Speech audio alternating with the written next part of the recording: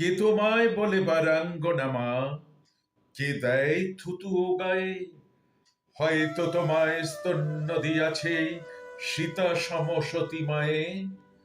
নাই হলে সতী, তবু তো তোমরা মাতা ভগিনীরই জাতি। তোমাদেরই ছেলে আমাদেরই মতো, তারা আমাদের জ্ঞাতি। আমাদেরই কোনো বন্ধু স্বজন, আত্মীয় বাবা কাকা, উহাদের পিতা, উহাদের মুখে মোদেরই চিহ্ন আঁকা।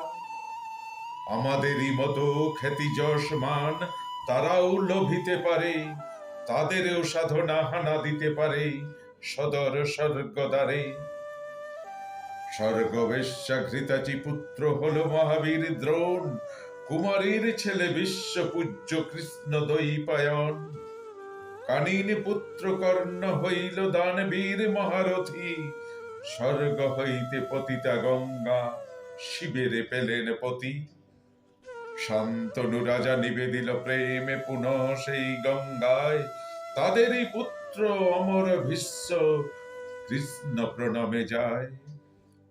মুনি হলো শুনি সত্যকাম, সে জারজ জবালা শিশু, বিস্ময়কর জন্ম যাহার, মহাপ্রেমিক সে যিশু।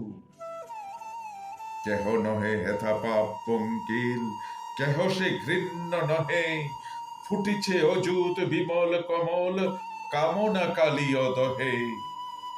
শোনো মানুষের বাণী, জন্মের পর মানব জাতির থাকে না কখনো গ্লানি। পাপ করিয়াছে বলিয়া কি নাই পুণ্যের অধিকার, শত পাপ করি হয়নি ক্ষুণ্ণ দেবত্ব দেবতার। অহল্যা যদি মুক্তি লভে মা, মেরি হতে পারে দেবী। তোমরাও কেন হবে না পূজ্যা, বিমল সত্য সেবী। তব সন্তানে জারজ বলিয়া কোন গোড়া পারে গালি, তাহাদের আমি এই দুটো কথা জিজ্ঞাসা করি খালি।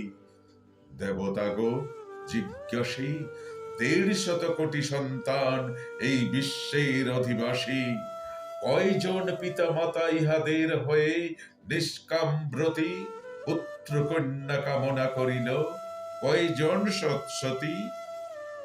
কজন করিল তপস্যা ভাই সন্তান লাভ তরে, কার পাপে কোটি দুধের বাচ্চা আতুরে জন্মে মরে?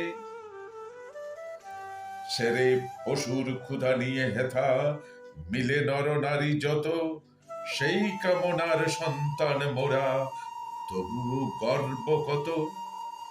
শুনো ধর্মের চাই, জারজ কামজ সন্তানে দেখি কোনো সে প্রভেদ নাই। অসতী মাতার পুত্র সে যদি জারজ পুত্র হয়, অসৎ পিতার সন্তান তবে জারজ সুনিশ্চয়।